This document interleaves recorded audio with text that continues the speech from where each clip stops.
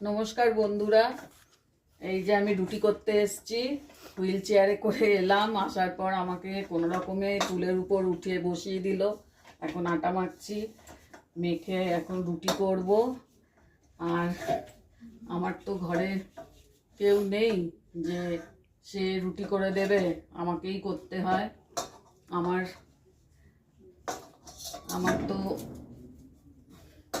একটু অসুবিধা হয় বসে বসে করতে, কিন্তু তবুও আমাকে তো করতেই হবে, না করলে চলবে না। তাই জন্যে এখন বসলাম, আস্তে আস্তে করছি।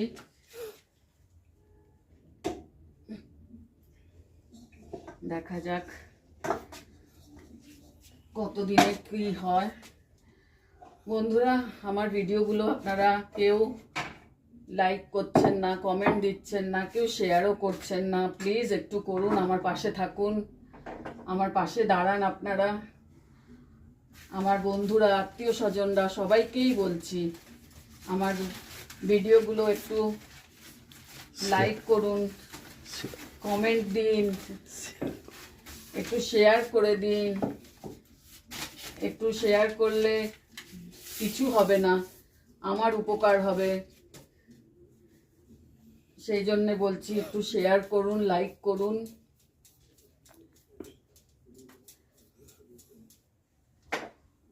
যে রুটি বেলতে শুরু করলাম।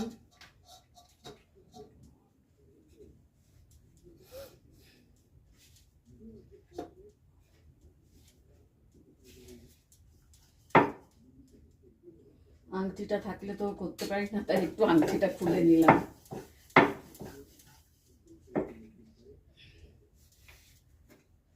খুব কষ্ট, সবই কাজকর্ম করতে, সব করতেই কষ্ট, কিন্তু সবই তো ডাক্তার বলছে চেষ্টা করে যান, চেষ্টা করে যান, তারপরে উপরওয়ালার হাত।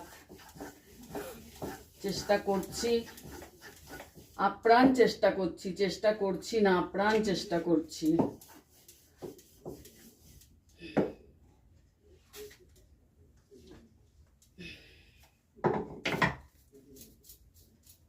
আমি একসাথে 3-4টে রুটি বেলে নিই, বেলে নিয়ে তারপরে আমি দুটো দুটো করে রুটি করি।